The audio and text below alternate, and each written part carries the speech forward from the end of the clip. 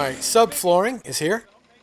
They dropped it off gently. I thank them for that. Thank you very much.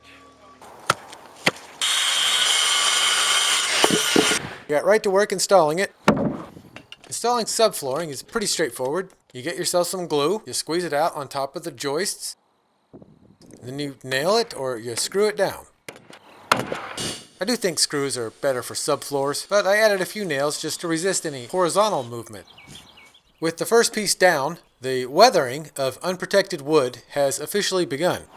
Unlike the concrete foundation, which can sit out here for decades with no damage, the wood framing part has to be done as fast as possible.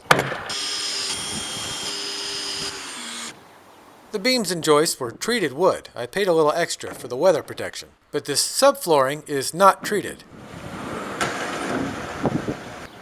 I did get one of the fancier subfloor products on the market, but until I have a roof on this thing, it can get wet. If it gets wet, it can swell, it could rot, it could lose strength.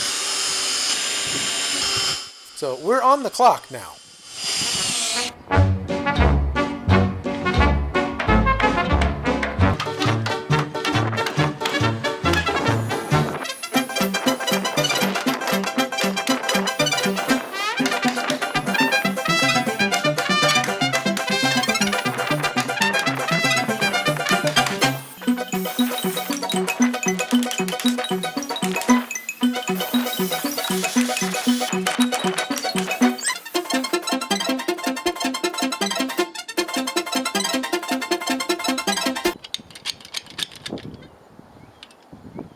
Time to do the circle part again.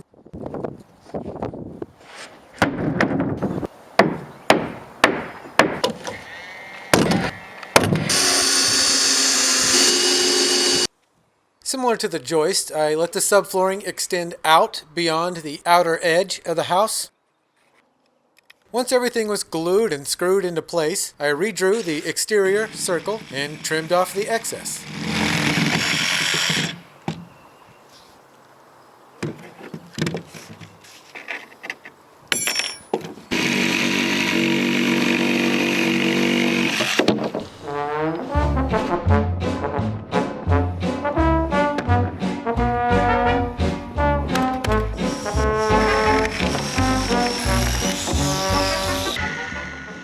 Moments after finishing the subfloor, dark clouds rolled in. So I ran and picked up a couple gallons of polyurethane.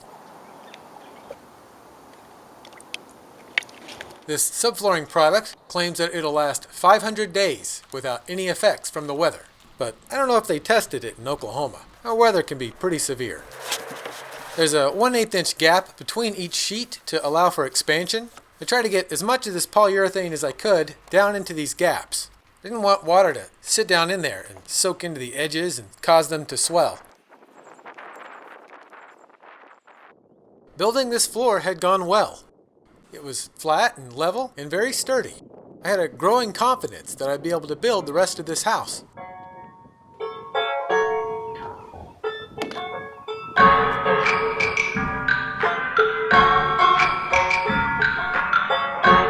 This video is a little bit short, so I wanted to share what I've learned about mounds of dirt, like the one on my property.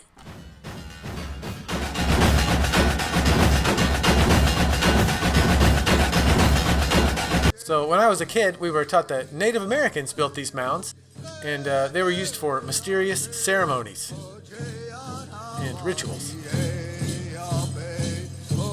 I'm now researching this topic in more detail as an adult, and I've learned that hundreds of years ago, European explorers asked the indigenous people who built the mounds, and the tribes said that they did not know who built them. They were always here. Today's historians dismiss these explorers' first-hand accounts, and they tell us that the Native American Indians have an oral history, and they simply forgot that they built the hills.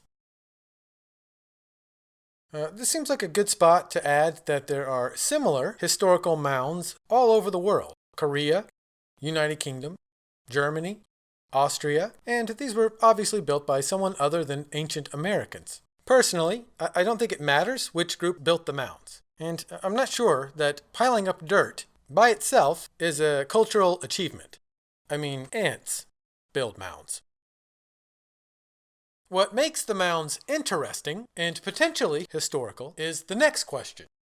Why were they built? What was going on here hundreds or thousands of years ago?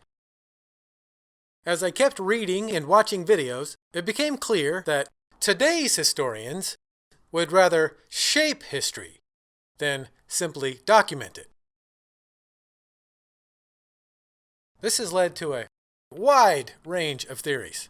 The mounds were a place of worship. No, they were tombs. No, they were defensive structures. They were a stage for an important speech. They were altars for other types of rituals.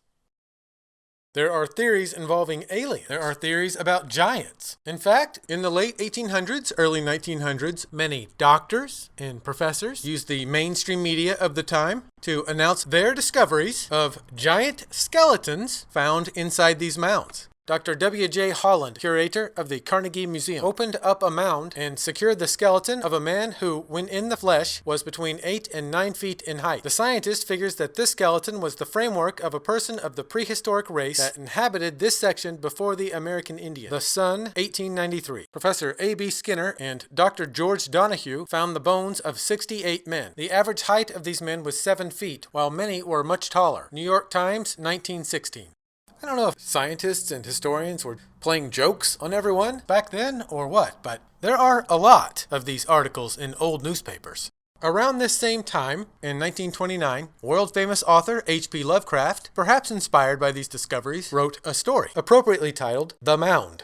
It was in Oklahoma, from the remote town of Binga, about 1910. A fellow too young to recall the old horrors had gone with a shovel to see what hidden secrets he could unearth. Watchers from the village saw him hacking diligently at the shrubbery atop the mound. After nightfall, he staggered into the village, minus his spade, and he howled of shocking abysses and of terrible carvings and statues, of inhuman captors and grotesque tortures. Since his ordeal, there had been 2 more cases of mound madness and 8 of total disappearance.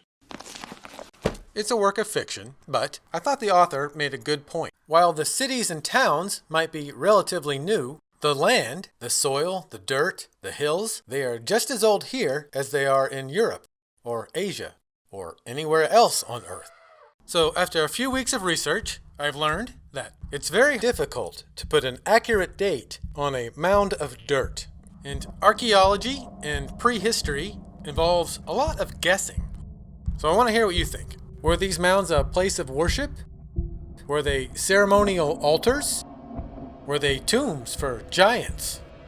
Were they entry points to a place underground?